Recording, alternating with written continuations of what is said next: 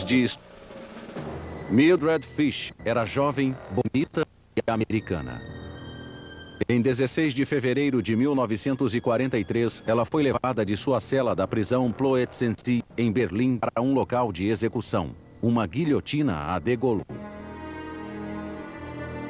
Mildred Fish foi a única americana executada por ordem pessoal de Adolf Hitler.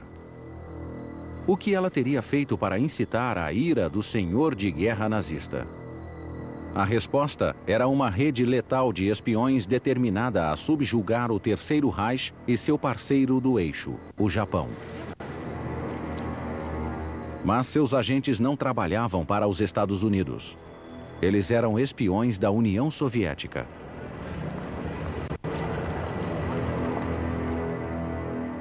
Mildred era um membro importante do grupo. Eles arriscaram suas vidas em um sinistro jogo de gato e rato que levava ao próprio coração do regime nazista.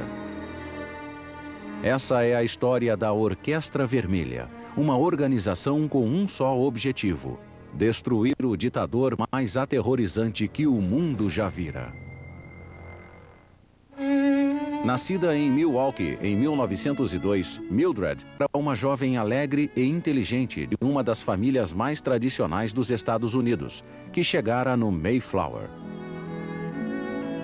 Aos 24 anos, ela se apaixonou e se casou com Arvid Harnack, um alemão que estudava em Wisconsin. Eles se mudaram para a Alemanha, onde Mildred dava aulas de literatura americana. Mas a situação na Europa se deteriorava. As ruas da Alemanha se encheram de militantes que divulgavam as ideias fascistas de Adolf Hitler e seus capangas. Os Harnack ficaram horrorizados com o aumento da intolerância, mas logo seriam envolvidos pelo terror generalizado do regime nazista. 4 anos depois, Hitler foi eleito chanceler da Alemanha.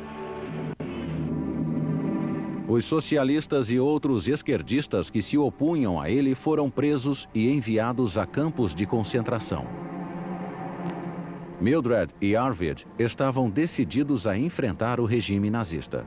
Secretamente, Mildred ajudava judeus alemães a fugir do país e escapar do extermínio. O casal tomou uma decisão crucial. Uniu-se a uma nova organização de inteligência soviética quando ela se expandia através da Europa. A rede secreta era conhecida como Die Rote Kapelle, ou Orquestra Vermelha. Os terríveis crimes do regime comunista de Stalin não eram conhecidos no Ocidente. Muitos esquerdistas o consideravam o único com poder suficiente para derrotar Hitler. Os agentes encontraram o disfarce perfeito ao se tornar membros de organizações nazistas. Em junho de 1933, Mildred filiou-se à Associação Nazista de Professores. Arvid foi trabalhar no Ministério da Economia em Berlim e logo era promovido a cargos importantes. A partir de 1935, ele forneceu secretamente informações sobre a economia alemã à União Soviética. Quando uma nova lei de 1937 deu aos oficiais nazistas poder para despedir funcionários públicos cuja lealdade fosse duvidosa, ele entrou para o Partido Nazista. Durante os anos 30, as redes de espionagem comunistas teceram uma teia de contatos dentro da instituição nazista. Quando a guerra começou, eles estavam prontos. Em 1939, Hitler invadiu a Polônia. Isso o colocou frente a frente com Stalin. Ele ganhou tempo para se preparar, assinando um pacto de não agressão com Stalin. A Alemanha e a União Soviética dividiram a Polônia entre si. O mundo ficou chocado com o cínico acordo, mas Stalin estava satisfeito. Sua fronteira do oeste parecia segura e ele podia concentrar suas forças militares no Oriente. Lá, ele enfrentava o poder agressivo do Japão. Em 1931, os japoneses haviam invadido a Manchúria para chegar à China. Mas isso os deixou perto demais da Sibéria soviética e sua valiosa matéria-prima. Stalin temia a repetição da desastrosa Guerra Russo-Japonesa de 1905, quando a Rússia imperial fora humilhada. Seus espiões precisavam descobrir se o Japão planejava invadir a União Soviética. Para isso, eles convocaram Richard Sorga. Filho de mãe russa e pai alemão, Sorga estudava em Berlim. No início da Primeira Guerra Mundial, ele se alistou no exército alemão, mas foi liberado após ser gravemente ferido lutando nas trincheiras. Sorga ficou impressionado com a Revolução Bolchevique na Rússia em 1917 e 2 anos depois entrou para o Partido Comunista Alemão.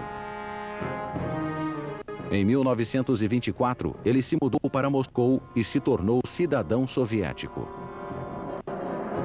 Sua cidadania dupla e lealdade a Moscou tornou-o o candidato perfeito para a espionagem.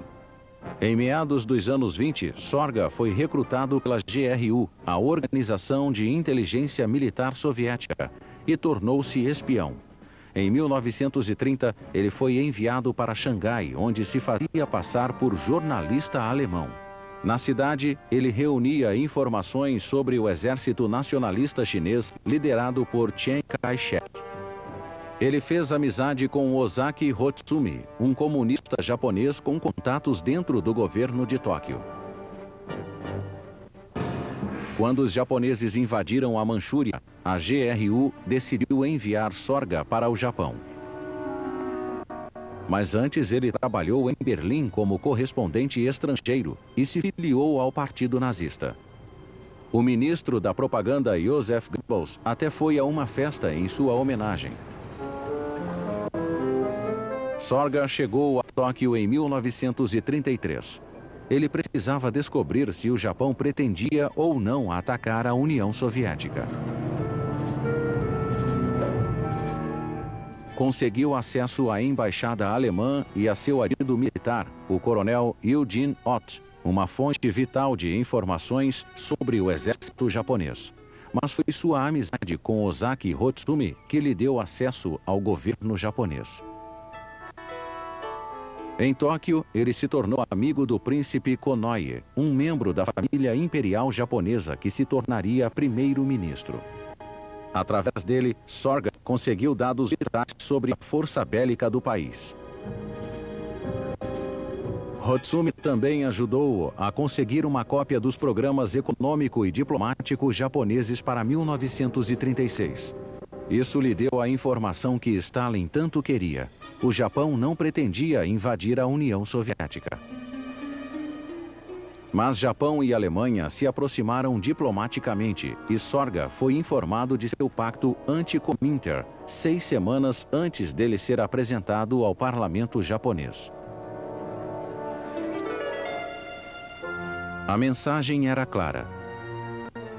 Tanto o Japão quanto a Alemanha viam a União Soviética como inimiga. Sorga alertou imediatamente a inteligência soviética. Stalin ainda temia o Japão. Em 1939, a Força Aérea Japonesa e depois seu exército entraram na Mongólia, um estado satélite do Império Soviético. O Exército Vermelho arrasou a ameaça com uma demonstração militar decisiva. Mas o Japão tinha em mente um alvo muito mais importante. Em outubro de 1941, Sorga alertou que os japoneses pretendiam atacar potências coloniais no sudoeste asiático e os Estados Unidos. Mas Stalin não ficou aliviado, pois o inevitável já havia acontecido. Hitler iniciara sua guerra relâmpago na União Soviética e o Exército Vermelho se desmantelava. Só uma coisa tiraria Stalin do impasse: informações ultra-secretas sobre as intenções do inimigo, e só havia um modo de consegui-las: através da rede de espiões. Em meados de 1941, Hitler e Stalin se confrontaram. A disputa entre os dois impérios explodiu em um conflito aberto com a Operação Barbarossa, a invasão alemã da Rússia. As vitórias iniciais dos alemães chocou a todos. 3 grandes colunas da defesa soviética foram vencidas e milhares foram aprisionados. Moscou estava sob ameaça e Stalin achava que podia ser o fim da União Soviética. Alguns anos antes, o espião soviético Richard Sorga passara informações de que o Japão não pretendia atacar a União Soviética. Agora essa informação se tornaria inestimável. Em outubro de 1941, Stalin remanejou 40 divisões da Sibéria para o fronte em Moscou. Elas chegaram bem a tempo, pois os alemães se preparavam para um ataque decisivo a Moscou. Em 10 de dezembro, as divisões siberianas se juntaram ao contra-ataque soviético. A ofensiva alemã foi detida e aniquilada. Por algum tempo, Stalin pôde respirar aliviado. Mas a missão de Richard Sorga chegou ao fim quando a contra-inteligência japonesa prendeu vários comunistas em Tóquio. Sorga e Hosaki Hotsumi estavam entre eles. A dupla foi condenada à morte e 3 anos depois, executada com meia hora de diferença. Esse foi o fim do braço japonês da rede de espiões de Stalin. A inteligência soviética precisaria recorrer às suas outras redes de espionagem. Em Berlim, Arvid Harnack e sua esposa Mildred Fish continuavam enviando informações valiosas para a União Soviética. Mildred continuava a ajudar os judeus alemães a fugir da perseguição nazista, enquanto Harnack fez contato com outro espião antinazista que trabalhava dentro do governo de Hitler. Ele era o tenente Harold Schulz Boysen, oficial de inteligência do Ministério da Aviação. Harold tinha acesso aos relatórios secretos enviados ao marechal do Reich Hermann Göring. A partir de 1941, Harnack e Schulz Boysen transmitiram informações vitais para Moscou quase toda a noite, usando comunicação secreta via rádio. Algumas delas detalhavam armas recém-criadas, como bombardeiros de longo alcance, dispositivos de radar e mísseis de potência extraordinária. Quando os 3 se filiaram à Orquestra Vermelha, ela já operava em 3 setores. Uma rede em Berlim, uma segunda rede que operava na França, na Bélgica e na Holanda, e, finalmente, a coligação Lucy, um grupo que operava na Suíça. Lucy era o nome código de Rudolf Hessler, um jornalista e editor alemão que vivia em Lucerna. Entre seus amigos estavam vários oficiais de carreira da Força Aérea Alemã. Muitos deles eram leais à Alemanha, mas não apoiavam o partido nazista e não tinham lealdade a Hitler. Em 1939, um amigo de Hessler o convidou para trabalhar com a inteligência suíça de Lucerna. Lá, ele foi apresentado a Roger Masson, chefe da inteligência militar. Os suíços tinham acesso direto à inteligência militar alemã, um contato valioso para se obter informações sobre a máquina de guerra teutônica. Hessler avisou a Alexander Rado, um lendário mestre espião que vivia em Genebra, na Suíça. Rado trabalhava para a inteligência soviética desde o início dos anos 30. Segundo o agente soviético suíço Otto Punter, Rado e Hessler temiam por sua vida e nunca se encontraram pessoalmente. A ring can only exist safely if only 3 people know each other. That was the error of the French resistance. In the beginning, everybody knew everybody else. And if one was caught, all of them were caught. Hunter era um dos poucos agentes que se reuniam regularmente com Rado. Eles trocavam informações em um pequeno restaurante em frente à estação de trem de Genebra. This restaurant has 2 entrances. We went in by different entrances and met inside. When we had information to exchange, we carried the newspapers with the information concealed inside. And we would sit at a table and exchange the papers. Alexander Foote, um comunista britânico que vivia em Lausanne, era outro membro da rede Lucy e agia como operador de rádio. Ele transmitia todos os dados a Moscou de um local secreto na Suíça. Hessler era o único espião com quem Foote teve contato. Em março de 1940, Hessler soube que a Alemanha pretendia invadir a Dinamarca e a Noruega. Os russos passaram a informação para os aliados ocidentais, mas eles não podiam fazer nada. 2 meses depois, ele soube do plano alemão de dominar as defesas francesas na linha Maginot. Mas as forças de Hitler eram incontroláveis. As informações de Hessler causaram pouco impacto no andamento da guerra, mas isso logo ia mudar.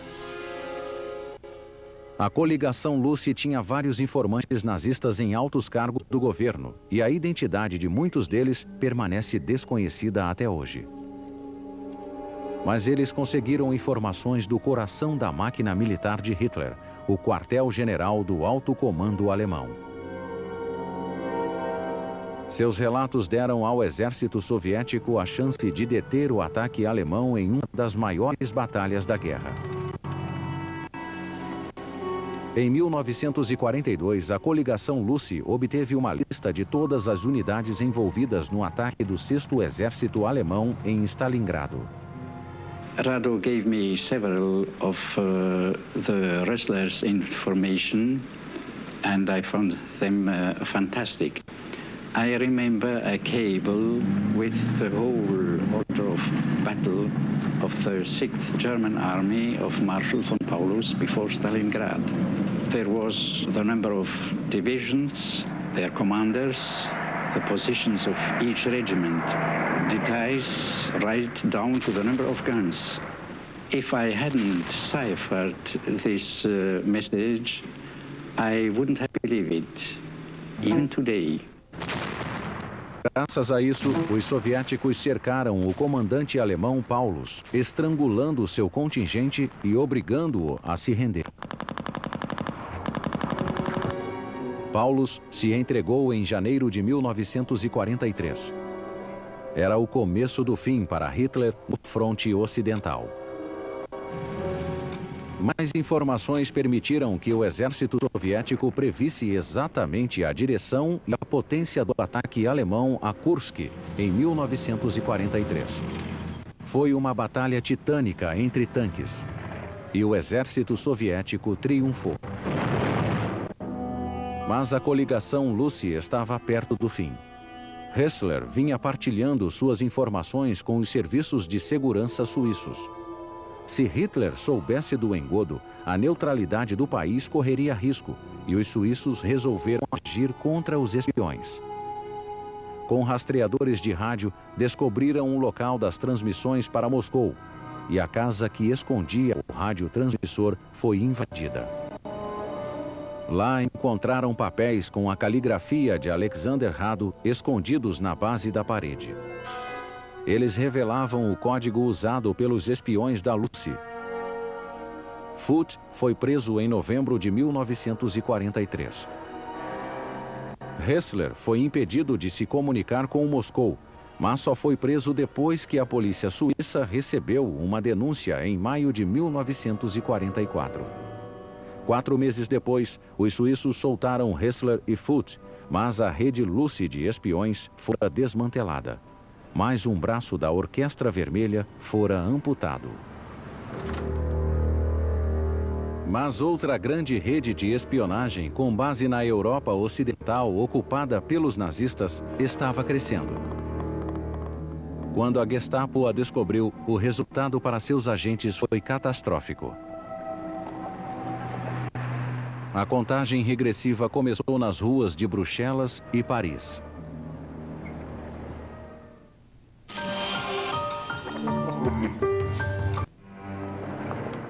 Na Europa ocupada pelos nazistas, os espiões soviéticos moviam-se sorrateiros pelas ruas da Bélgica e da França. Leopold Trapper era o espião líder desse braço da Orquestra Vermelha. Trapper começou trabalhando numa fundição em uma região da Polônia habitada por alemães. Em 1923, ele foi preso por liderar uma greve de trabalhadores. Após ser liberado, Trapper emigrou para a Palestina e foi trabalhar em um kibbutz. Após ser membro do Partido Comunista, ele foi deportado pelas autoridades britânicas e mudou-se para a França. Em Paris, ele se juntou a uma rede de espionagem soviética. Quando ela foi desmantelada, ele fugiu para Moscou, onde foi treinado pelo Serviço de Inteligência Soviético. The leaders of the subunits of the Red Orchestra knew all the time that the war with the Nazi Germany is inevitable, either in the West or in the East. Therefore, quite a number of people, I was only one of them, started organizing networks against Hitler's Germany. Nos 2 anos seguintes, Trapper dividiu-se entre Moscou e a Europa Ocidental, recrutando e treinando simpatizantes comunistas por toda a região. Em 1938, ele se estabeleceu em Bruxelas, passando-se por um negociante canadense. Em 1940, quando os tanques alemães entraram na Bélgica, ele enviou a Moscou relatos de suas táticas de ataque. A inteligência militar soviética deu-lhe ordens para remanejar a rede de espiões para Paris. It was very easy to find people who wanted to continue the fight in spite of the capitulation, lots of officers, lots of soldiers, and I had personal contacts with a number of those people, some names were mentioned, who wanted to go on fighting, who knew that the continuation of the war is bound to come very, very soon, and they were very eager to do all they can to help. Trapper foi nomeado chefe de toda a espionagem soviética na Europa Ocidental. Ele recebeu o cargo de general e o codinome Grand Chef. Em maio de 1941, o agente alertou Moscou do plano de Hitler para invadir a Rússia. In 1941, we had very good connections. We had access to the German High Command in France, and some of our comrades had very good connections with the German High Command in Berlin. Russians have received detailed information concerning not only the date, but also the main directions of the attack, concerning also the military groupings down to a division level. Stalin simply had this conviction that up to 1944 there will be no war with the Nazi Germany. And he thought that British Secret Service is behind our sources of information, and that the British Secret Service wants to push Soviet Union to join the war. Trapper estava certo, e suas informações agora valiam muito mais. Ele abriu uma empresa falsa de importação e exportação no coração de Paris, chamada Cymex, especializada em material de construção. A matriz ficava localizada em Champs-Élysées, número 78, e uma filial foi aberta na cidade de Bruxelas. A rede de espionagem de Berlim, Bruxelas e Paris operava usando um conjunto de radiotransmissores secretos. Mas os alemães detectaram sua presença e iniciaram uma campanha para destruí-la. Aviões do tipo Junker Ju-52 adaptados e equipados com aparelhagem para detecção de ondas de rádio localizaram os transmissores. 3 foram rastreados em Berlim, mas os espiões fugiram antes de serem flagrados. O único transmissor ainda em funcionamento usava o código PTX.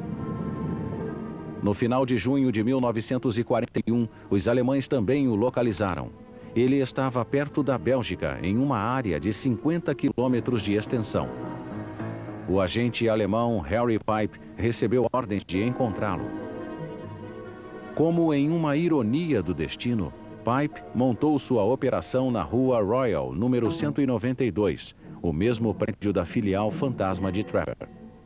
Toda manhã, agentes alemães e soviéticos se saudavam cordialmente, sem saber que eram inimigos. O furgão alemão de detecção de rádio percorria as ruas de Bruxelas e chegava cada dia mais perto do radiotransmissor soviético, até que se concentrou em apenas uma rua. Disfarçados de pessoas comuns, os agentes alemães vigiaram todas as casas, até se decidirem pelo número 101. Na noite de 13 de dezembro, Pipe e sua equipe de agentes invadiram o prédio. O grupo encontrou um rádio e 2 agentes em seu interior.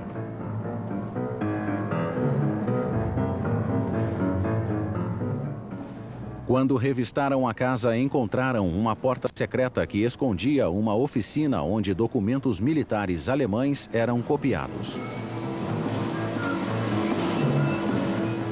Hitler foi informado da descoberta e ordenou o aniquilamento da conspiração. Na busca também foi encontrado um papel com combinações numéricas e os decifradores alemães revelaram o nome Proctor, um herói de romance francês. Depois de revistarem durante semanas antiquários e livrarias na Bélgica e na França, eles localizaram um livro obscuro escrito por Guy de Teramont.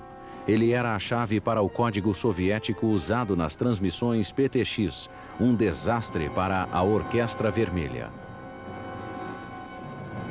O código revelava os nomes e os contatos de inúmeros agentes soviéticos em Berlim. Em 31 de agosto de 1942, a Gestapo emboscou Schultz Boyce, no Ministério da Aviação. Harnack e Fisch foram presos num resort à beira-mar no norte da Alemanha. Um total de 177 agentes suspeitos foram presos em Berlim e levados para as celas do quartel-general da Gestapo. Submetidos à tortura, muitos entregaram seus colegas conspiradores. Arvid Harnack e mais 80 espiões foram levados para a prisão Plötzensee e pendurados em ganchos por cordas finas. O peso de seus próprios corpos acabou estrangulando-os. A americana Mildred Fish foi guilhotinada. A destruição da rede da Orquestra Vermelha em Bruxelas e Berlim foi um grande golpe para a inteligência soviética. Mas o chefe dos espiões, Leopold Trapper, continuava ativo em Paris e precisava de toda a sua habilidade para escapar da Gestapo.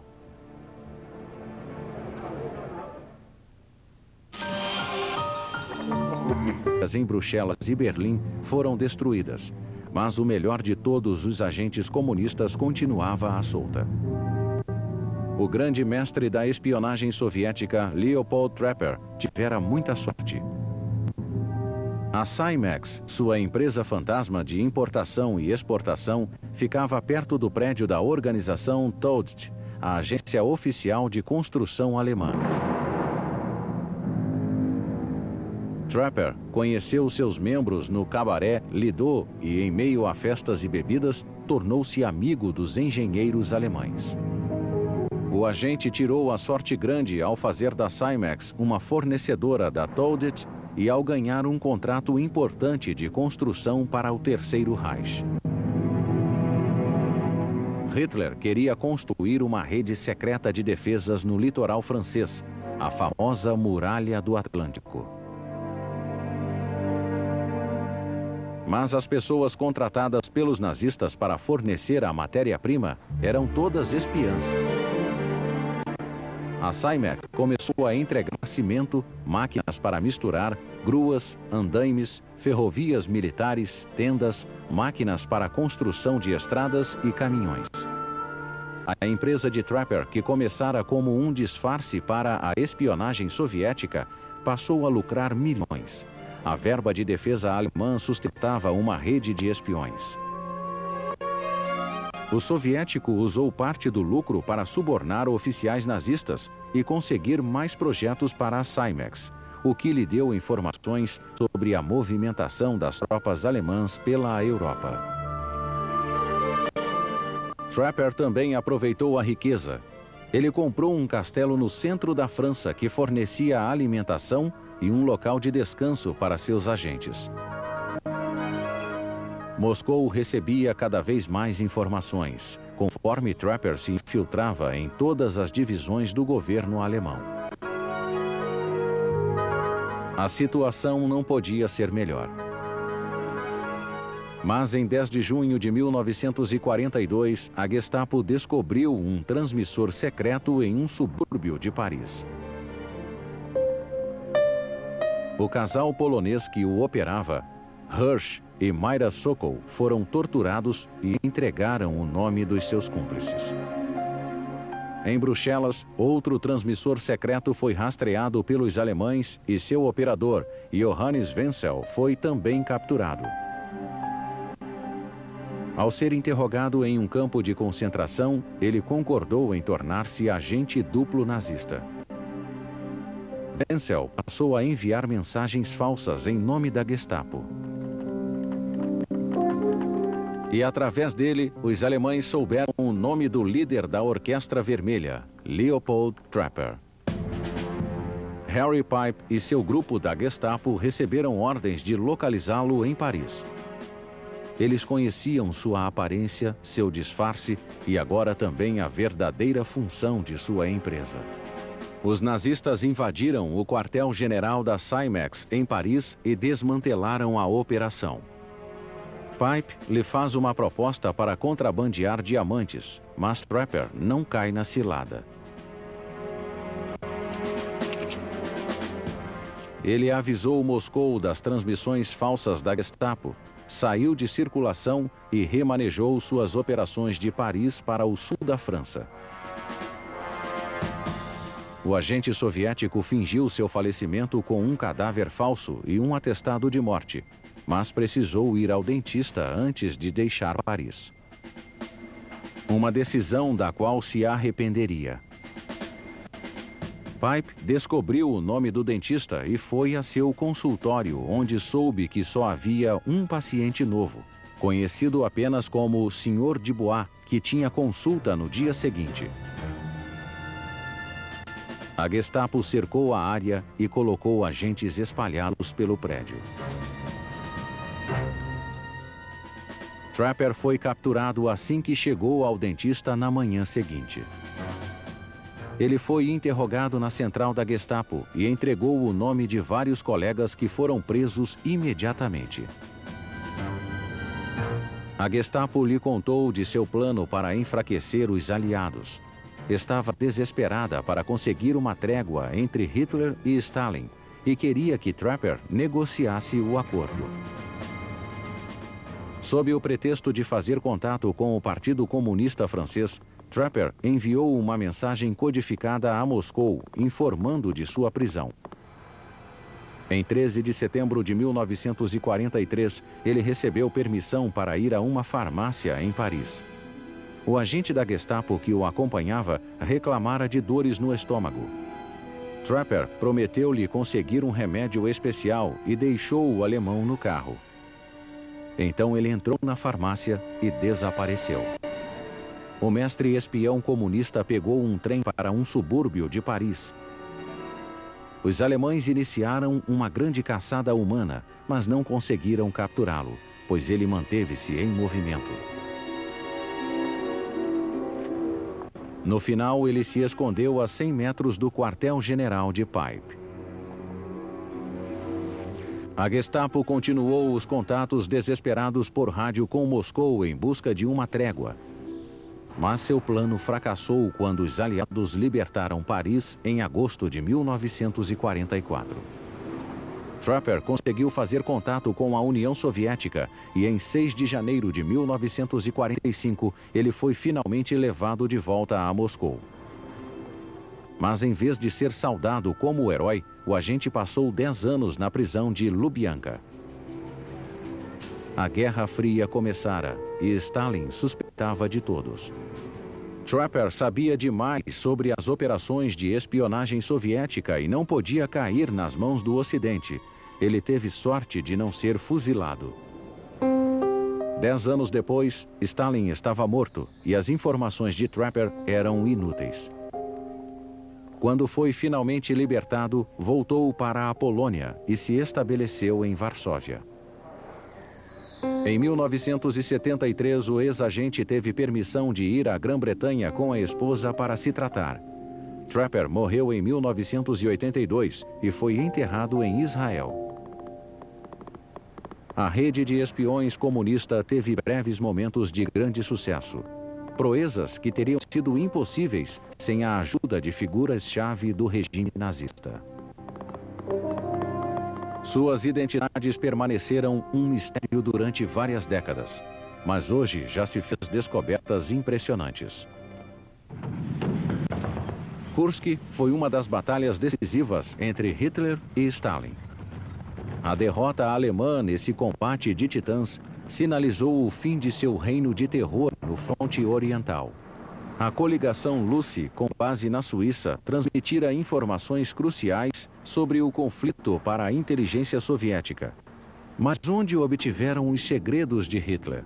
Em 1942, um agente misterioso chamado Werder fornecia 20% das informações para a Lucy. Pesquisas recentemente publicadas identificaram Werder como um dos capangas de Hitler, um homem a quem o ditador confiaria a vida. No ano 2000, o vencedor do Pulitzer, Louis Quiltzer, fez uma declaração chocante em seu livro Hitler's Traitor.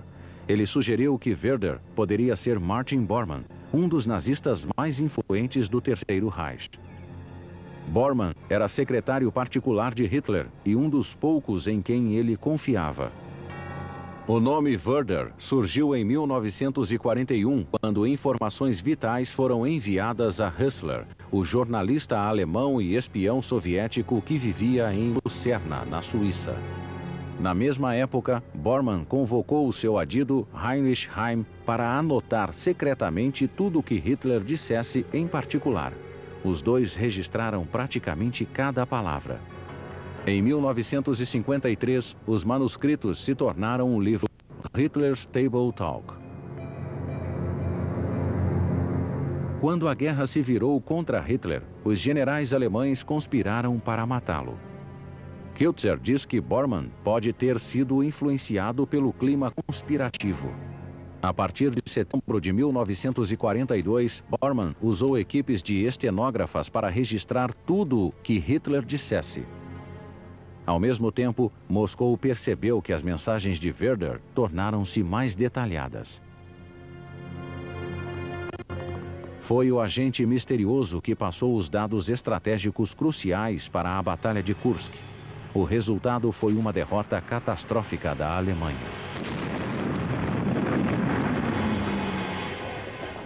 Em 20 de julho de 1944, os generais alemães liderados por Klaus von Stauffenberg tentaram matar Hitler com uma bomba. Ela detonou na sala em que o ditador estava, mas nem o feriu. A resposta nazista foi a destruição de toda a resistência a Hitler dentro da Alemanha.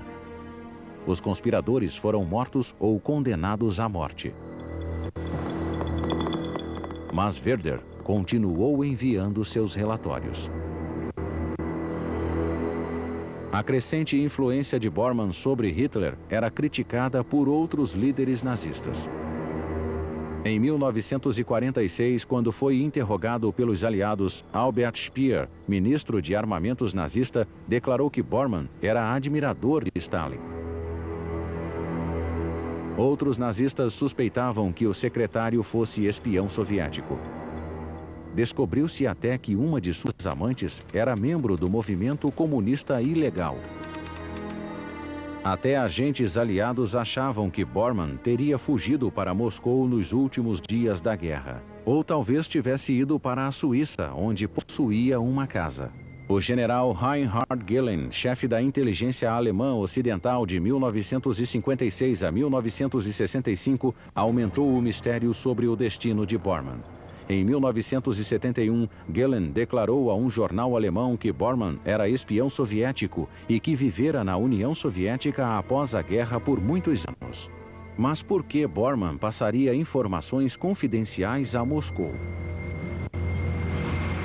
Louis Kiltzer sugeriu em seu livro que Bormann era socialista. Segundo ele, o secretário de Hitler não queria que a União Soviética fosse derrotada, e sim que fizesse um pacto com a Alemanha contra o poder capitalista dos Estados Unidos e da Grã-Bretanha. Rudolf Hessler, seu contato na coligação Lucy, talvez fosse o único que pudesse comprovar essa teoria. Hessler sobreviveu à guerra e tornou-se espião da inteligência tcheca após a conquista comunista, mas ele nunca se pronunciou. O suíço morreu em Lucerna em 1958, levando a verdadeira identidade de Werder para o túmulo. Mas os investigadores também descobriram que os serviços de inteligência britânico e americano usaram a rede de espiões comunistas para enviar importantes informações estratégicas para seus aliados soviéticos. Desde o início da guerra, a inteligência britânica lia as mensagens nazistas enviadas pelas máquinas de codificação alemãs chamadas Enigma. A central de decodificação britânica em Bletchley Park dedicava-se a captar as mensagens e decifrar seu significado. As informações obtidas eram chamadas de Ultra. Os dados mais secretos ficavam com americanos e britânicos, e apenas alguns eram passados para os aliados soviéticos. Foi quando surgiu um grande problema. Joseph Stalin. O ditador soviético não confiava em seus aliados ocidentais. Toda a informação enviada por eles era descartada como mentiras para enganá-lo. Para que os russos aceitassem as informações, os aliados precisaram enviá-las através da coligação Lucy.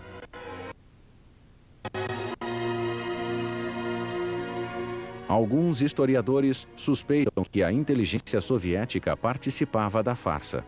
Só assim Stalin acreditaria em qualquer dado vindo dos aliados. Talvez esse seja mais um mistério obscuro que nunca será solucionado.